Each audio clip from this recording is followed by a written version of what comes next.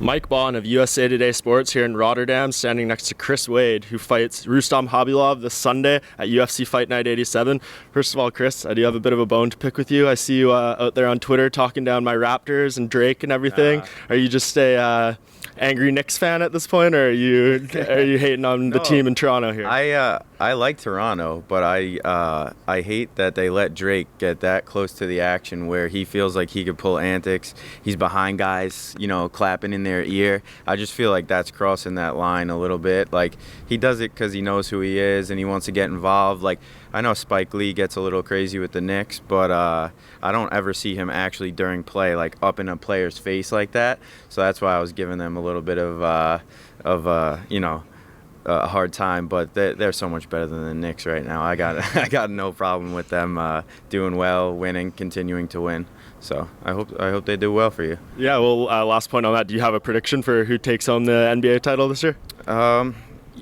With Curry getting hurt, I think LeBron smells blood in the water. So I can easily see the Cavs making a push here, especially with him having the knee problem. Like I said, Curry, I think that they're okay, with the West. I think they could still get through without him, but they can't beat LeBron, I don't think.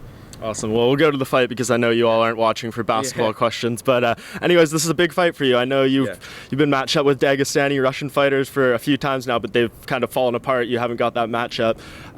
How excited are you for this one to finally get in there with a tough guy like Rustam, who seems to be established in the organization a little bit by this point? Yeah, I mean, I don't know. The organization seems to be intent to continue to try to push the Russian fighters down my throat. I don't know what the mindset is or what the intent is. Of my last 3 or 4 names I've been given, it's been Russian. So, it's time to show them bad idea, bad move. I'm going to take this guy out too. Yeah, and you've been absolutely rolling, very impressive of late. What's been the key to this for you? Because I know you had a loss a few years ago, but ever since then it's been, doing very well. So what's been the turning point for you? I had a loss 2012, 3 years ago or so. It actually happened to come from another Dagestani fighter, so I think that's going to be a good play as a good thing here for this particular bout. I think that that gives me experience against this style and type of fighter.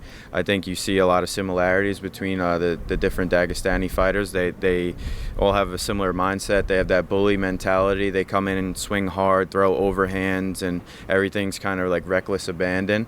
So having been in there and kind of felt the strikes before and feeling the power that they possess, I think I have the edge going into this one. Yeah, and what do you expect out of Rustam? Because, he came into the UFC on fire, and then he got that big main event fight with Benson Henderson, and then since then it's kind of been up and down. What are you expecting out of him in this performance? Well, like you said, Rustam is an extremely accomplished fighter, especially in my division. He was top 10 back then when he got that main event fight with Benson, and floated top 15, and then whether it was injuries, visa issues, hasn't been as active as he was since that. But I also feel, I know he's very tough, but I do feel that he's peaked already. I don't see, when I watch fights of him, whether it was the last Norman Park fight, the Adriano fight, the Benson fight, you continue to see the same guy go out there and roll out there. And in this industry, if you're not constantly developing, improving, finding new tricks, different ways to win, people are going to figure you out. They're going to figure out how to beat you. They're going to come up with a game plan, and that's what I really believe we did here for this one. Yeah, and have you done anything differently in training going into this fight, or have you stuck similar to the routine? I know fighters make tweaks here and there, but any major changes compared to what you've been doing on this winning streak you're on? I would say, some major changes have occurred. The frequency and intensity of my training has increased. This was before the Rustam fight got booked. This was, even prior to hearing that I was supposed to fight Magomedov. We just decided that I really want to look back on this career whenever it ends, hopefully way down the road, and have no regrets. So I started to really intensify things, as far as picking up quantity of training.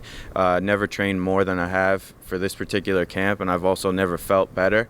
A lot of drilling back and forth with partners where you're actually having people striking at you rather than just hitting mitts or kicking someone that's not, coming back at you. A lot more boxing I've incorporated into my camp this time, trying to develop the hand combinations. So those are two things in particular that weren't necessarily a big part of camps prior to this that are now. So I think you'll see a lot of development in those areas. Awesome. And do you feel this is the win that really puts you on the radar in this lightweight division? I mean, I think there's over 110 fighters signed to this weight class, so it takes a little bit to make yourself stick out, but it would be a nice winning streak. Do you think this one elevates you even further into that top 15, top 10 status? Yeah, like you said, the lightweight division, unfortunately, that's what my body is, and it's by far the biggest weight class. But I think with a win here over him, have to be sitting in the middle of the top 15 somewhere. And then, onward and upward, hopefully into the top 10 with the next fight. And I have my eyes set on lofty goals. I want big fights. I want big money fights down the road. So I'm going to be really, really pushing for that, with social media, vocally, interviews, stuff like that. And hopefully by year's end, we're sitting top 10 and we're hunting for the belt. Awesome. Well, I'm looking forward to it. Thank you so much for the time, Chris. Thank you.